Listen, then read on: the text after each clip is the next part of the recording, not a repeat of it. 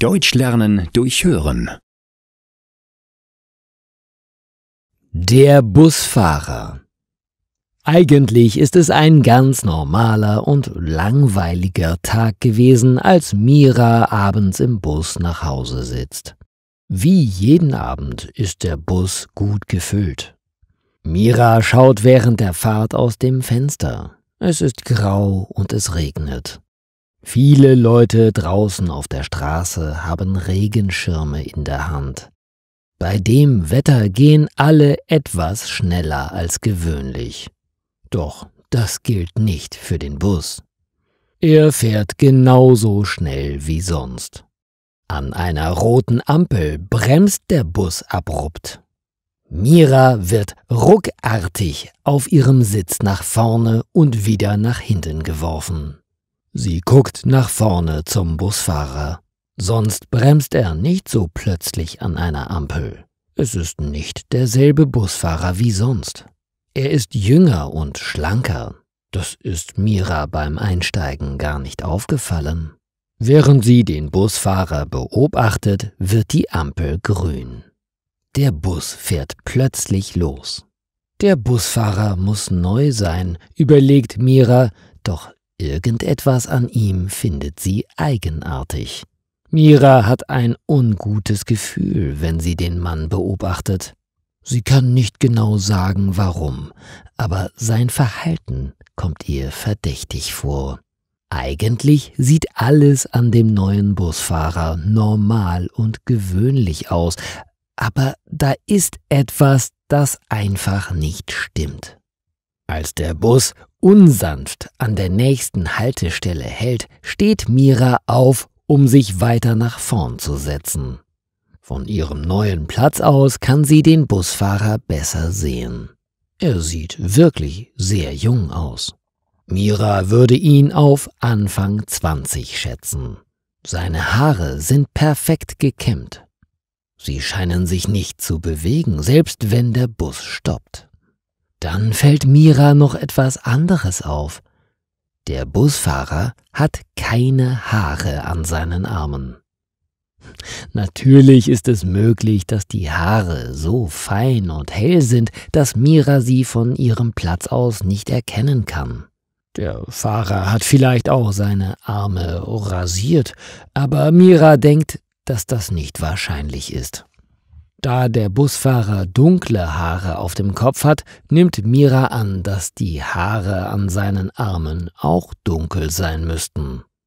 Als an der nächsten Haltestelle eine ältere Frau einsteigt und eine Fahrkarte kaufen möchte, achtet Mira genau auf das Gesicht des Busfahrers. Er dreht sich zu der älteren Frau. Seine Bewegung ist etwas ruckartig, aber nur ein kleines bisschen, so dass es kaum auffällt. Doch Mira bemerkt es trotzdem. Je mehr sie den Busfahrer beobachtet, desto seltsamer findet sie ihn. Sie findet ihn inzwischen nicht nur seltsam, sondern ziemlich gruselig.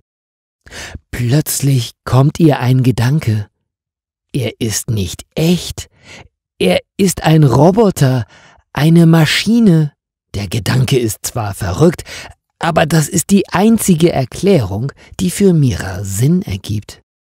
Es sind eigentlich noch 3 Haltestellen, bis Mira aussteigen muss, aber der Busfahrer macht ihr so viel Angst, dass sie eher aussteigen möchte. Sie drückt auf einen der roten Knöpfe, damit der Bus an der nächsten Haltestelle für sie anhält. Er tut es allerdings nicht und der Bus fährt einfach weiter. Mira überlegt, was sie nun tun soll. Sie könnte sich beim Busfahrer beschweren, weil er nicht angehalten hat. Doch Mira möchte auf keinen Fall mit ihm reden. Das Einfachste wäre wohl, wenn sie bis zu ihrer Haltestelle weiterfahren würde. Vielleicht hält der Bus auch schon an der nächsten Haltestelle. Dann kann Mira aussteigen und auf den nächsten Bus warten. Sie hofft nur, dass in dem nächsten Bus ein echter Mensch am Steuer sitzt.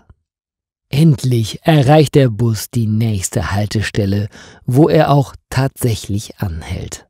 Mira steigt so schnell aus, dass sie dabei fast hinfällt. Sie setzt sich erleichtert auf die Bank. Der nächste Bus in ihre Richtung soll in 10 Minuten kommen. Bis dahin ist Miras Kopf voll von verrückten Gedanken. Warum fährt ein Roboter den Bus? Habe ich das als Einzige bemerkt? Oder habe ich mich getäuscht und der Fahrer ist doch ein Mensch? Ein merkwürdiger Mensch? Als der nächste Bus an der Haltestelle stoppt, steht Mira auf, um einzusteigen. Doch als sie den Fahrer sieht, bleibt sie an der Haltestelle stehen. Der Busfahrer sieht haargenau so aus wie der Fahrer im anderen Bus, aus dem Mira ausgestiegen ist. Nun ist sie überzeugt, dass sie sich nicht getäuscht hat und die Busse wirklich von Maschinen gefahren werden. Oder es sind Zwillinge. Aber wie wahrscheinlich ist es wohl, dass ausgerechnet diese beiden Busse von absolut gleich aussehenden Zwillingen gefahren werden? Mira schließt alle Knöpfe an ihrer Jacke, bevor sie sich zu Fuß auf den Weg nach Hause macht. Sie wird sicher nicht auf einen anderen Bus warten. Sie würde lieber im Regen laufen. Während Mira durch den Regen eilt, fährt ein anderer Bus an ihr vorbei. Er kommt aus der entgegengesetzten Richtung, sodass Mira den Fahrer gut sehen kann. Auch er sieht wie die beiden anderen aus. Es werden wohl kaum 3 Brüder sein, die absolut gleich aussehen und den gleichen Job haben, stellt Mira fest, aber das hilft ihr auch nicht dabei, sich besser zu fühlen. Die ganze Situation gefällt Mira überhaupt nicht. Sobald sie zu Hause ist, fängt sie an, im Internet nach Informationen zu suchen. Wenn die menschlichen Busfahrer durch Roboter ersetzt wurden, sollte man doch Informationen darüber im Internet finden. Doch da ist nichts. Nicht mal ein klitzekleiner Hinweis darauf ist zu finden. Mira kann es nicht verstehen. Wie ist das möglich, sagt sie zu sich selbst. Sie hat doch klar und deutlich gesehen, dass in allen Bussen die gleichen Fahrer gesessen haben. So wie es aussieht, kann Mira im Moment keine Lösung für dieses Rätsel finden. Allerdings wird sie morgen früh wieder mit dem Bus zur Arbeit fahren müssen, denn sie kann nicht die ganzen 10 Kilometer zu Fuß gehen. Ein Fahrrad oder ein Auto hat Mira auch nicht. In dieser Nacht schläft Mira nicht gut. Sie wacht immer wieder auf und ihre Träume sind seltsam. In den Träumen sehen alle Leute so aus wie die Busfahrer. Sie bewegen sich noch ruckartiger als der Busfahrer gestern. Als es Zeit ist, zur Arbeit zu fahren, ist Mira sehr nervös. Sie wartet unruhig an der Bushaltestelle, bis der Bus schließlich kommt. Die Türen öffnen sich. Auf dem Platz des Fahrers sitzt eine junge Frau. Beruhigt steigt Mira ein, aber sie ist nicht völlig überzeugt, dass heute alles wieder normal ist. Darum sucht Mira sich einen Platz, von dem sie die Fahrerin im Auge behalten kann. Nach etwa der Hälfte der Strecke passiert etwas Unerwartetes. Mira sieht kurz aus dem Fenster und stellt fest, dass die Fahrerin nicht mehr da ist. An ihrer Stelle sitzt einer der Roboter von gestern. Wie ist das möglich? Der Bus hat nicht angehalten und Mira hat wirklich nur einen Augenblick nach draußen gesehen. Panisch drückt Mira auf den roten Knopf, damit der Bus anhält. Sie will auf keinen Fall länger als nötig in diesem Bus bleiben. Als Mira ausgestiegen ist, holt sie ihr Handy aus der Tasche, um sich auf der Arbeit krank zu melden. »Hallo Mira, sag bitte nicht, dass du dich auch krank melden möchtest. Du bist schon die 4. heute«, meldet sich Miras Kollegin. Echt? Wer hat sich denn noch krank gemeldet? Fragt Mira neugierig. Peter, Charlotte, Raphael und Tom, antwortet die Kollegin. Mira überlegt kurz. Fahren diese Kollegen nicht auch alle mit dem Bus zur Arbeit? Was hast du denn? Kommst du morgen wieder? Will die Kollegin wissen, doch Mira beendet das Gespräch ohne ein weiteres Wort. Sie geht nach Hause, wobei sie sich immer wieder nervös umsieht.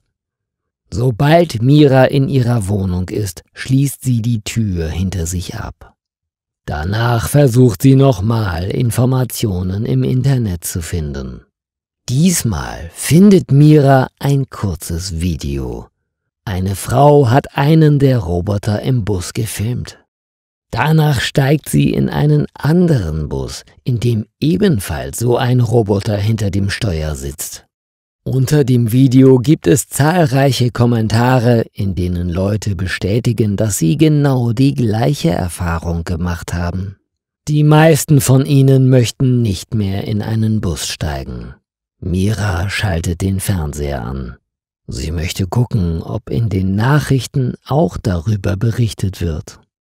Sie glaubt, dass es unwahrscheinlich ist, weil sie im Internet nicht viel finden konnte. Aber einen Versuch ist es wert. Als die Nachrichten beginnen, ist Mira starr vor Schreck. Der Nachrichtensprecher sieht aus wie der Busfahrer.